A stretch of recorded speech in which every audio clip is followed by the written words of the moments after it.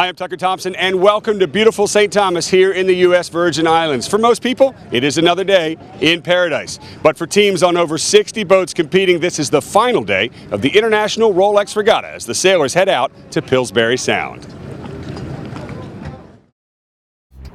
There are two races on the schedule today. We begin with the biggest boats, of course, IRC1. There's the gun, and they're off.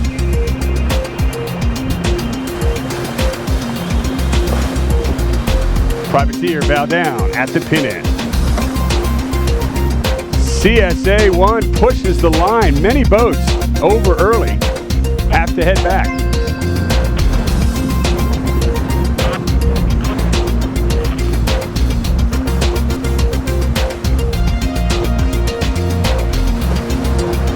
Of those over early, Andreas Scarabelli's Budget Marine Gil Melgus 24. It's a rough way for this division leader to start. Committee boat end is certainly the place to be for CSA2. Dark Star's leading the division and is somewhere in this mess as they approach the line to start.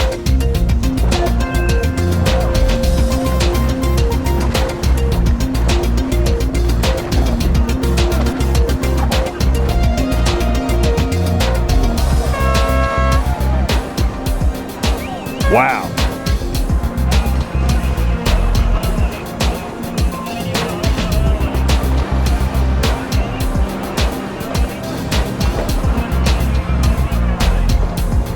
CSA non-spinnaker is being led by Tony Samperi's Cayanita. Here Affinity is in second place, but they'll have to put 6 points between them and Cayanita to win. With a start like that, they might be off to a good one.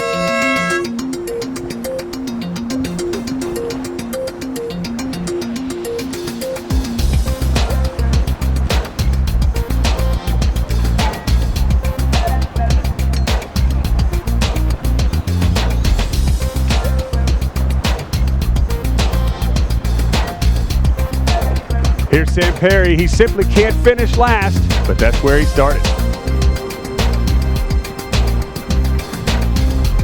Timeout and Universal are tied on points going into this final day. The Beach Cats are off.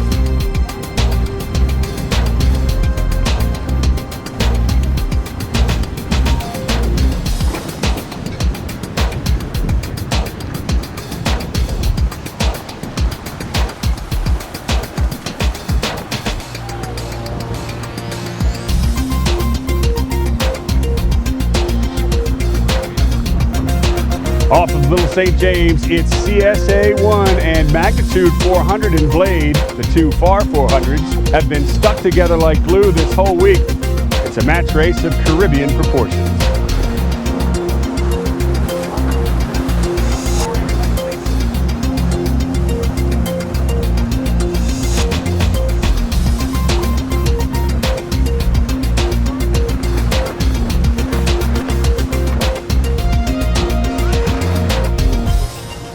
The windward tip of Little St. James, the first mark of the course, one of the more picturesque windward marks in the world. The trip is called for Molto Bene. They've made a long trip to be here, all the way from Annapolis, Maryland.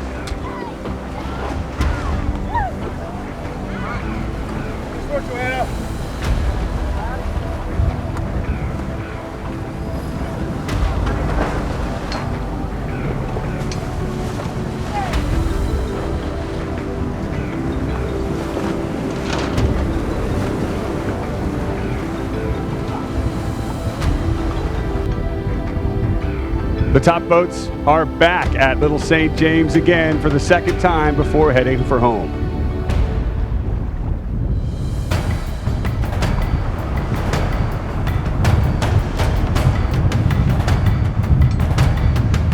Short tacking inshore seems to be the way to go.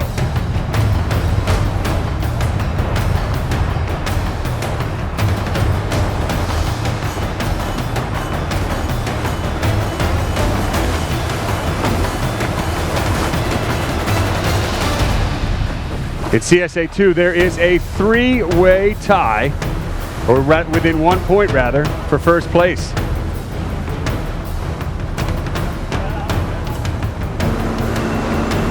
Approaching the finish line for this first race today in CSA 1, it's Decision, jiving for the line. She'll finish where she likes to, taking line honors, but will it be enough on corrected time?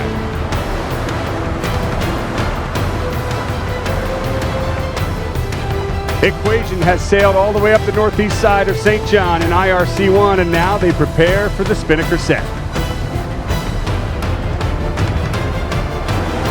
Teamwork is essential in any sport, as you know, never more true in sailing. The biggest boat here prepares to set the biggest sail, the A sail. On their way downwind to the finish, Bowman's out on the end of the pole. He's got the sail connected. They're going to take the smaller gray sail down and hoist the big one. Grinders are pulling it up now. Starting to fill. Trimmers will start to get into position. Timing is crucial.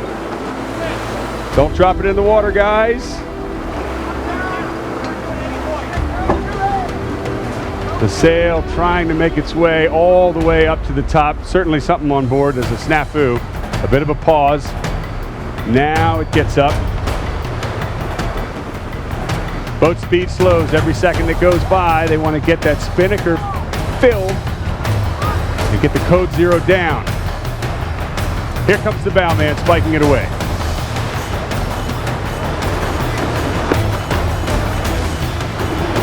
Finally, anyone not busy helps pull the old sail through the boom and down the hatch.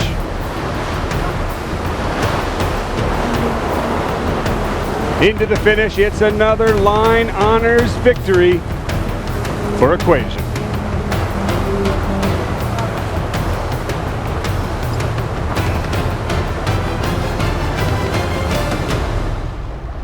And now we move inshore to Jersey Bay to join the IC-24s, where Puerto Rico's Fraito Lugo has a 15-point advantage over the rest of the fleet.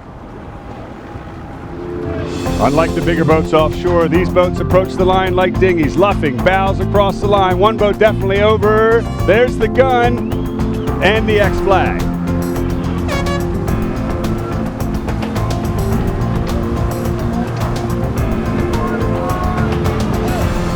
And they weren't the only ones who jumped the gun.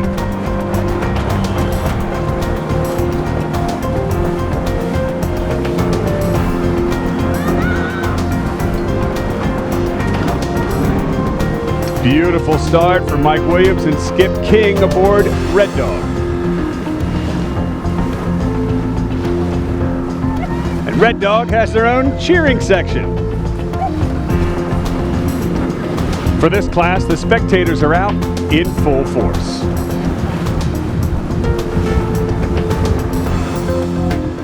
The last shift is a lefty. The majority of the fleet is on port, approaching the top mark, putting a big crowd on that last left-hand turn, except for Carlos Sierra, number 14, well in the lead.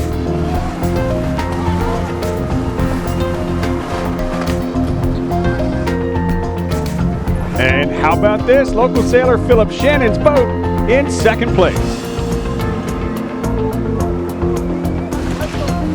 Our star Fraito Lugo works his way through the pack. He's back in fifth.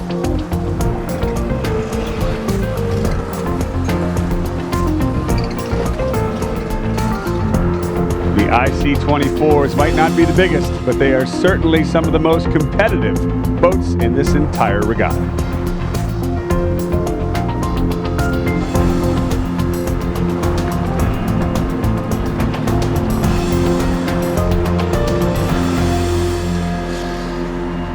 Muy bien, Sierra and crew are untouchable in this race. They'll take the left-hand gate, heading back upwind.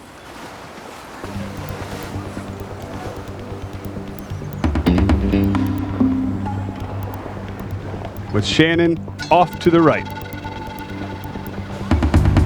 Lugo's done a nice job pulling forward. He's past two boats and gets to the inside of the entire group.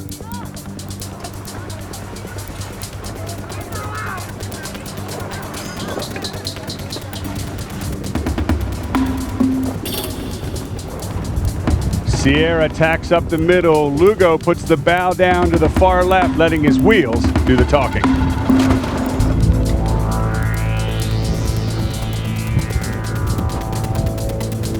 But they didn't have enough to say about Sierra, still in the lead at the final top mark.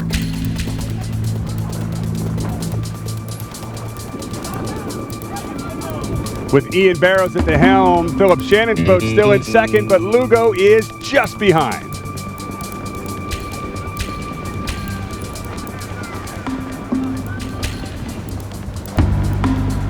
Like a shark ready to pounce, Lugo sets up to windward and on top of Barrows' breeze.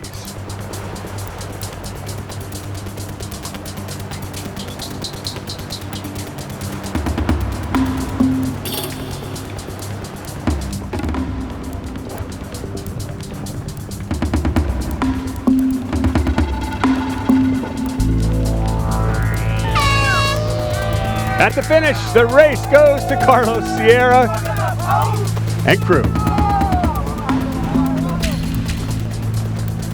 And Barrows holds off Fraito Lugo to take second. Meanwhile, all Lugo has to do in these final few races is sail conservative to win it.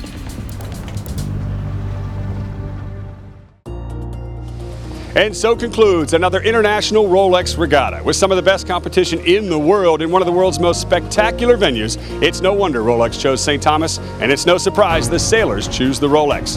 Congratulations to all of the winners, and we hope you've enjoyed our coverage. From St. Thomas, I'm Tucker Thompson. Thanks for joining us.